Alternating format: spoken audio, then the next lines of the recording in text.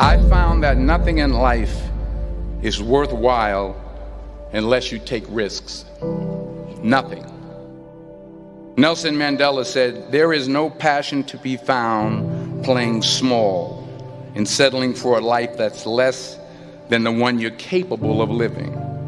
Now, I'm sure in your experiences in school and applying to college and picking your major and deciding what you want to do with life, I'm sure people have told you to make sure you have something to fall back on. Make sure you got something to fall back on, honey. But I never understood that concept, having something to fall back on. If I'm going to fall, I don't want to fall back on anything. I want to fall forward. I figure at least this way I'll see what I'm going to hit. Without consistency, you'll never finish. So do what you feel passionate about. Take chances. Don't be afraid to fail. There's an old IQ test was 9 dots, and you had to draw 5 lines with a pencil within these 9 dots without lifting the pencil. The only way to do it was to go outside the box. Don't be afraid to think outside the box. Don't be afraid to fail big, to dream big. But remember, dreams without goals are just dreams. Reggie Jackson struck out 2,600 times in his career, the most in the history of baseball. But you don't hear about the strikeouts. People remember the home runs. Fall forward. Thomas Edison conducted 1,000 failed experiments. Did you know that? I didn't know that. Because the 1,001st was the light bulb. Fall forward. Every failed experiment is one step closer to success. You've got to take risks, and I'm sure you've probably heard that before, but I want to talk to you about why that's so important. You will fail at some point in your life. Accept it. You will lose. You will embarrass yourself. You will suck at something. There's no doubt about it. And I know that's probably not a traditional message for a graduation ceremony, but hey, I'm telling you, embrace it, because it's inevitable.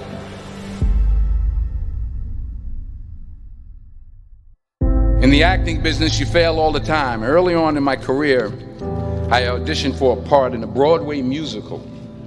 Perfect role for me, I thought, except for the fact that I can't sing. I didn't get the job. But here's the thing. I didn't quit. I didn't fall back. I walked out of there to prepare for the next audition, and the next audition, and the next audition. I prayed. I prayed. And I prayed. But I continued to fail and fail and fail. But it didn't matter, because you know what? There's an old saying, you hang around the barbershop long enough, sooner or later you're going to get a haircut. So you will catch a break, and I did catch a break. Last year, I did a play called Fences on Broadway. But here's the kicker. It was at the Court Theater. It was at the same theater that I failed that first audition 30 years prior. The point is, every graduate here today has the training and the talent to succeed. But do you have the guts to fail?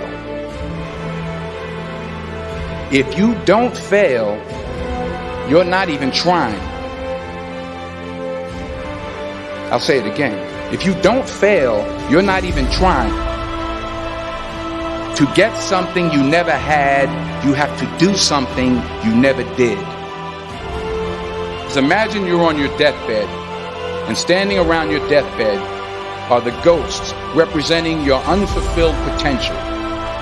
The ghost of the ideas you never acted on. The ghost of the talents you didn't use.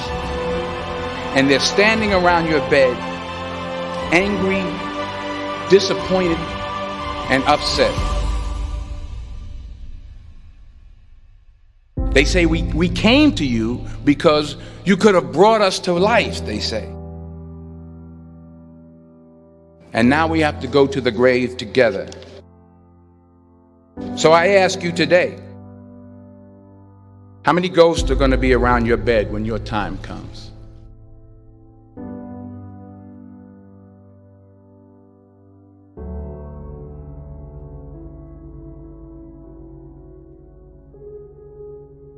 I just got back from South Africa. It's a beautiful country, but there are places there with terrible poverty that need help. And Africa is just the tip of the iceberg. The Middle East needs your help. Japan needs your help. Alabama needs your help. Tennessee needs your help. Louisiana needs your help. Philadelphia needs your help. The world needs a lot, and we need it from you. We really do. We need it from you young people. I mean, I'm not speaking for the rest of us up here, but I know I'm getting a little grayer. We need it from you, the young people, because remember this. You got to get out there. You got to give it everything you got, whether it's your time, your talent, your prayers, or your treasures. What are you going to do with what you have? I'm not talking about how much you have.